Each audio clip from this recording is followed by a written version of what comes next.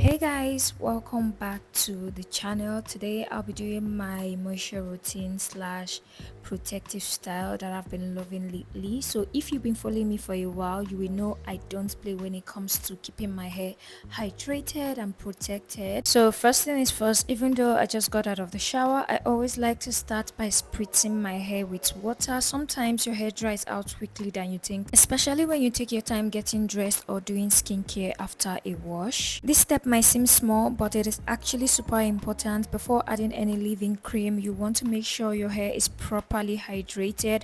Water is literally moisture. It's the base of a healthy hair. If your hair isn't damp or moisturized when you apply your leave-ins, you're basically sealing in dryness and you don't want that. Step 2 is leave-in conditioner. So I go in with my Mega Growth Daily Leave-In Conditioner. So I take a generous amount of that and start with the first section, working it in from the root to the tip. I like to rake it through my hair with my fingers, then I use a detangling brush to evenly distribute the product. This step is where the moisture really starts to seal in. A good leave-in is key. It preps your hair, helps retain hydration, and gives your hair strands the strength they need to thrive under a protective style. So after that, I go in with my L'Oreal Absolut Repair 10-in-1 oil. This oil is a whole vibe. It is a multi-benefit leave-in treatment and it smells so good, like your hair is going to thank you and you smell amazing. So oiling your hair after your leave-in is crucial. It helps to seal in all that moisture in and add shine, softness and protection. I don't drench my hair in it. I take few pumps per section, rub it between my palms and smooth it over, focusing on my ends. Think of oil as the final barrier that locks in all the goodness you just applied.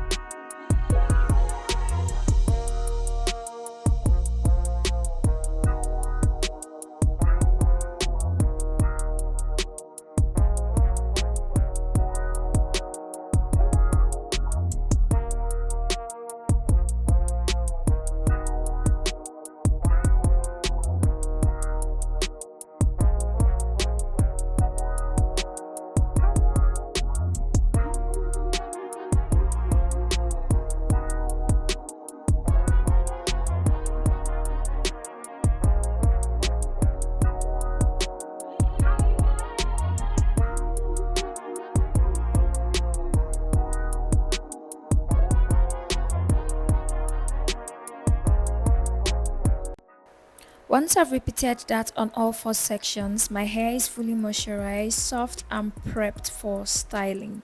This step honestly makes such a big difference. When your hair is properly moisturized before protective styling, you're just not making it cute, but you're helping it stay healthy underneath. So now it's time for my go-to protective style. You can really do whatever style works best for you, but today I'll be sticking with my two jumbo cornrows. It is super low manipulation, easy to do, and it holds up for days. Lately I've been prepping my protective styles in a way that gives me a lot more versatility. It's really made a difference. You know, I love rocking V-part wigs, whether it's kinky straight or curly. I'm always switching it up. So before I go in and create my jumbo braids, I take a moment to pat out a small section in the middle of my hair. This is going to be my leave out. Then on both sides of the middle part, I pat out two small sections as well. This will serve as an anchor point or hooks for my V-part wigs. So doing this gives me the options to also wear like a V-part wigs over my protective styles without having to take everything down. So if I ever want to switch it up and wear, let's say, a curly V-part wig, I just unbraid the middle leave out section and blend it with the wig. The rest of my protective protective style stays intact. And when I'm done with the wig, I can just conroll the part right back down. It's super convenient, low maintenance, and it works with pretty much any protective style I do. This little tricks has honestly been a game changer for me.